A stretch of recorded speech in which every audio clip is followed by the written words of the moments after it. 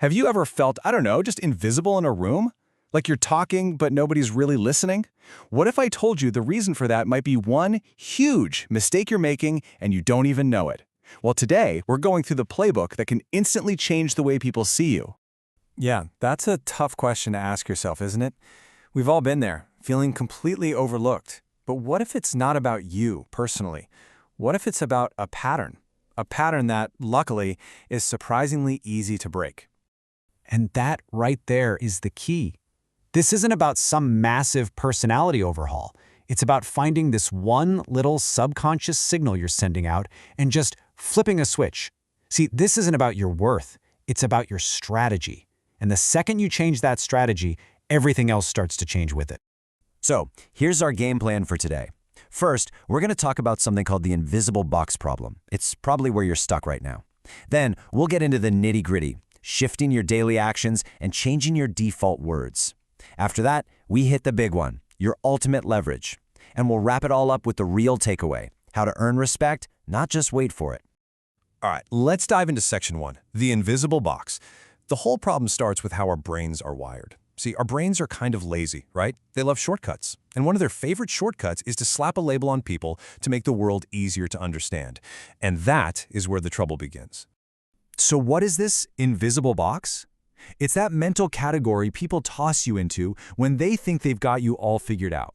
You know, if you're the person who is always predictable, always helpful, and you never say no, well, you get put in the pushover box. Or, let's be honest, the boring box. And once you're in that box, people feel like they can safely ignore you. So how do you get out? It's actually beautifully simple. You have to do something that makes people's brains short-circuit, something that makes them go, wait, what? If you're always the quiet one, say something. If you're the person who always says yes, just once, say, you know what? I can't. That one tiny act of unpredictability forces them to take you out of that box and reevaluate who you are. All of a sudden, you're not invisible anymore. Okay, so breaking out of that box starts with these little unpredictable moves. And the most powerful place to begin is with your daily actions. Think about it. You are constantly teaching people how to treat you, and that lesson starts with how you treat your own time. If you act like your time is worthless, why on earth would they think it's valuable? Let's take something as simple as answering a text. Now, this isn't about playing games or being mean, not at all. It's about sending a subconscious signal. Answering instantly screams, I have absolutely nothing else going on. But waiting just a few minutes, that sends a totally different message. I'm busy, my time has value, and I'll get back to you when I'm free. It's the same deal when someone calls out your name. If you immediately snap your head around like a meerkat, you seem reactive. You're letting them control your attention. Instead, try this. Just finish the thought you were having or the sentence you were typing, then look over. It's a tiny delay, but it sends a massive signal. I am in control of my focus. And then there's body language, which is, it's huge. When you enter a room, don't do that thing where you scan the walls, kind of hoping someone will notice you. No. Walk in with purpose, head up, shoulders back. Walk in like you belong there, like you own the place. It's not about being arrogant. It's about projecting self-assurance. And people are drawn to that like a magnet. So your actions send a message, right? Well, your words do too. Every single day, the language you use is training people how to view you. And one of the biggest offenders is over-apologizing. It's one of the fastest ways to tank your own status. I mean, how powerful is that? Stop apologizing for breathing. We do it all the time, don't we? We say sorry for asking a question, sorry for having an opinion, sorry for just existing in a space. Every single one of those unnecessary apologies just reinforces the idea that you don't really feel like you belong. It's a habit you have to break, starting now. So here are some super simple, practical swaps. Instead of, sorry I'm late, try, thanks for waiting. See the difference? One implies guilt, the other expresses gratitude. It completely reframes the interaction. Instead of, sorry to bug you, just be direct. Hey, got a minute? And please, please never apologize for your own thoughts. Don't say, sorry, but I think. Just say, I think, and own it. And hey, it's not just the words you use. It's also about the words you don't use. I'm talking about silence.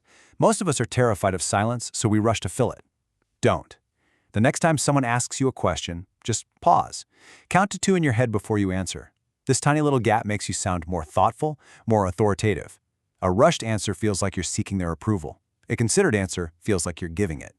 Okay, we've covered actions, we've covered words, but now we get to the big one. This is the final power move. This is your ultimate leverage in pretty much any situation. This is like a fundamental law of physics for human interaction. Just think about a job interview. Who has all the power? The person who is absolutely desperate for the job, or the person who is totally okay if they don't get it? It's always the second one, right? The less you need someone else's approval or validation, the more respect you naturally command. So what does this mean for you in a practical sense? It's just 3 words. Be ready to leave. You have to be genuinely willing to walk away from any conversation, any room, any situation where you are not being treated with respect. And let me tell you why this is so incredibly effective. It's because it completely shatters their reality. See, people who treat you poorly are operating on one core assumption, that you'll just take it, that you need them more than they need you. The second you show them that's not true, by literally turning and walking away, their whole framework collapses. It forces an immediate, and I mean immediate, reevaluation of who you are and what you'll tolerate. All right, let's tie this all together. At the end of the day, these tactics aren't about being manipulative or fake. They are about self-respect. It's a fundamental shift from passively wishing people would respect you to actively, and I mean actively, commanding it. So here it is, your new playbook, all in one place. Number 1, be less predictable. Break out of that box.